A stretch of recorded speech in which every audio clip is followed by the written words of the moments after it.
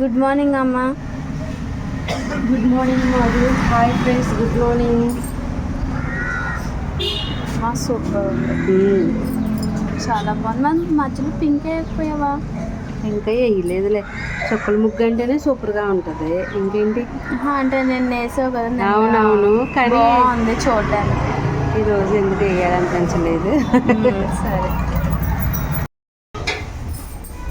ఏంటి మధు, ఈరోజు Sunday special ఏంటి? సండే స్పెషల్ నిన్నేదో అనుకున్నావు కదా నువ్వు.